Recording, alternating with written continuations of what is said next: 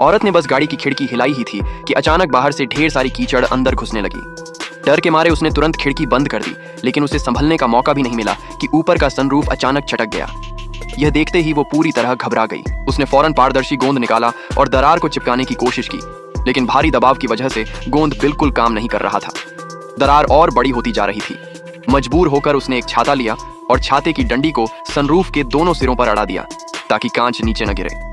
इससे थोड़ी देर के लिए कांच रुक गया, लेकिन इसी बीच उसने एक बहुत बड़ी गलती कर दी। उसे पता ही नहीं चला कि उसके हाथ में जो पानी की बोतल है वही आखिरी बोतल थी। उसने घबराहट में पूरा पानी एक ही बार में पी लिया। जब प्यास फिर लगी तब उसे एहसास हुआ कि अब पानी बिल्कुल नहीं बचा। उसने जल्दी से मोबाइल निकाला, लेकिन वहां बिल्कुल भी नेटवर्क नहीं था। उसे ये भी नहीं पता था कि वो कितनी गहराई में दबी हुई है। उसने खुद को शांत किया और गाड़ी में मौजूद सामान चेक किया। किस्मत से एक चॉकलेट मिल गई। उसने उसे बहुत सावधानी से थोड़ा थोड़ा चखा, क्योंकि आने वाले दिनों में उसी के सहारे जिंदा रहना था। थोड़ा संभलने के बाद उसने सोचना शुरू किया कि वो यहाँ पहुंची कैसे। गाड़ी में तो उसका पति और उसकी सबसे अच्छी दोस्त भी थे। फिर वो दोनों कहाँ चले गए?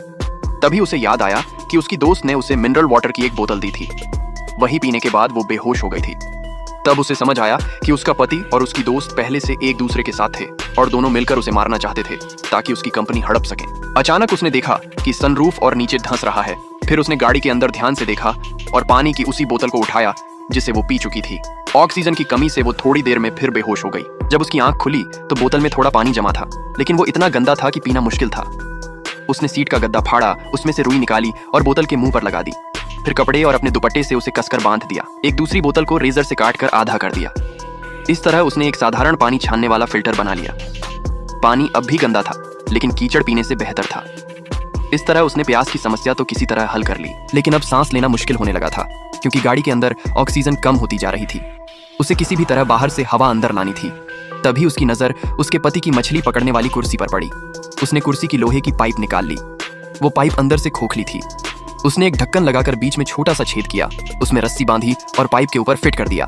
फिर उसने पाइप को सनरूफ की तरफ ऊपर कीचड़ में घुसाया, लेकिन एक पाइप से बाहर तक नहीं पहुंची। उसने टेप से दूसरी पाइप जोड़ दी, फिर तीसरी। तीनों मिलकर करीब 1.5 मीटर लंबी हो गई, फिर भी बाहर तक नहीं पहुंची। उसे अंदाजा ही नहीं था कि वो कितनी गहराई में दबी है। आखिरकार उसने चौथी पाइप जोड़ने की कोशिश की। इस बार काफी ज्यादा रुकावट थी। उसने बैग कंधे पर डाला, पूरी ताकत लगाई और जोर से धक्का दिया। अचानक पाइप हिल गई और ऊपर निकल गई। उसी पल बाहर की ताजी हवा अंदर आई। उसने गहरी सांसें लीं और पहली बार उम्मीद महसूस की। उसी वक्त बाहर उसका पति और उसकी दोस्त बातें कर रहे थे। वो कह रहे थे कि जैसे ही ये साबित हो जाएगा कि ये कीचड़ में मर चुकी है, तब कंपनी आसानी से उनके हाथ आ जाएगी। वो मजाक उड़ाते हुए कह रहे थे कि वो कभी वापस नहीं आएगी, लेकिन उन्हें नहीं पता था कि वो औरत अब भी जिंदा है। कंपनी में उधर सत्ता की लड़ाई शुरू हो चुकी थी। पति ने